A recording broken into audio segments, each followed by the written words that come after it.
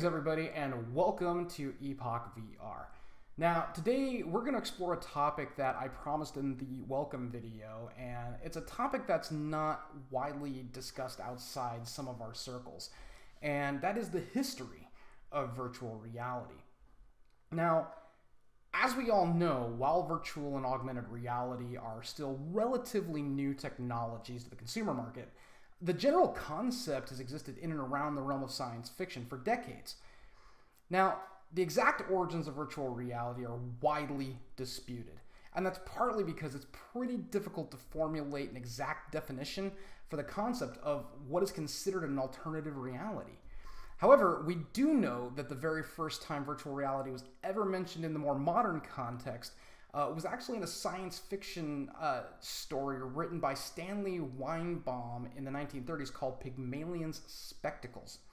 Now, in this story, Weinbaum describes a goggle-based virtual reality system with holographic recording of fictional experiences, including not only touch, but smell as well.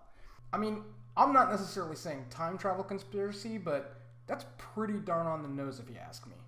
And this is going to take us into the 1950s, where a gentleman by the name of Morton Heilig wrote about an experience theater that would encompass all the senses, thus immersing the viewer in the on-screen activity. So, as any decent visionary would, in 1962, Morton Heilig built his device and called it the Sensorama. And he did that along with a handful of short films that engaged multiple senses.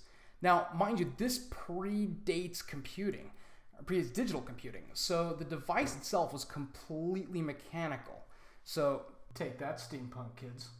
In 1968, Ivan Sutherland and his student Bob Sproul created what is essentially considered the very first virtual reality and AR-mounted display, or HMD. And at the time, it was lovingly referred to as the Sword of Damocles, largely in part because it's just insane appearance. I mean, this thing was so heavy that the human neck could not support it on its own, and it had to be suspended from a ceiling.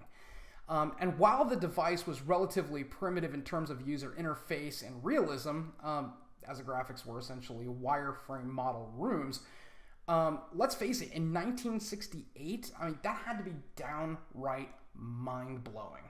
So, 10 years later, our next big step was done, your illustrious host was born, and the world was changed forever. But I digress.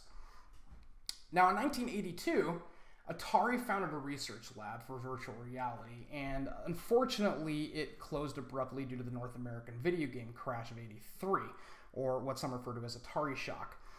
Now, its hired employees did keep the research and development on the VR-related strategies and technologies. So shortly after the crash occurred, Jared Lanier and Thomas Zimmerman, formerly of Atari, founded VPL Research, which focused on commercializing VR technologies. And while the company prospered for a while, they eventually filed for bankruptcy in 1990. But they did release a few VR devices in their tenure, the most notable of which being the Data Glove, which us Nintendo kids commonly know as the Power Glove. Now, the 1990s is where I personally became truly enamored, and while it saw a few poorly received, minor forays into the technology, such as Nintendo's Virtual Boy, which is pretty much about as non-VR as you can get, there were a few notable jumps. One was Sega VR, which actually used LCD screens in the visor and inertial sensors to track and react to the user's head movements. The other was virtuality.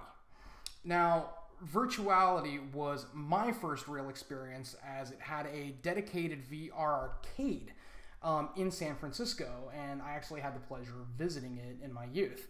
And the virtuality system featured headsets and exoskeleton gloves that provided the player one of the first immersive VR experience.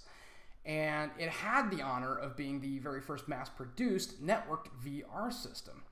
And after trying it, I gotta admit, I was hooked. That was it. I was in it for the long haul. I knew I loved this technology. So we're going to go ahead and we're going to kind of skip a few small steps, as VR was really a bit of an afterthought in kind of the first part of the 2000s. Outside its use in medical, flight simulation, and general military applications, it didn't really see its next leap until Palmer Luckey developed the first Oculus Rift prototype in 2010. Now, while the device was only capable essentially of rotational tracking, it did boast a 90-degree field of vision that really hadn't been seen in the consumer market at the time, and it served as a basis for what was to come. And once that technology, that particular headset, was paired with Valve's low persistence displays and their Steam site prototype, we were given the first truly consumer-ready VR headset,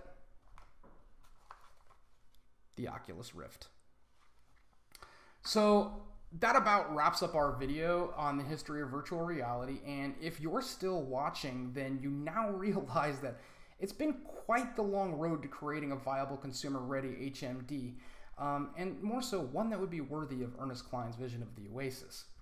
So if you enjoyed the video, be sure to hit the like button below and be sure to subscribe for more videos. I'm Josh with EpochVR, and I'll see you in the Rift. Take care.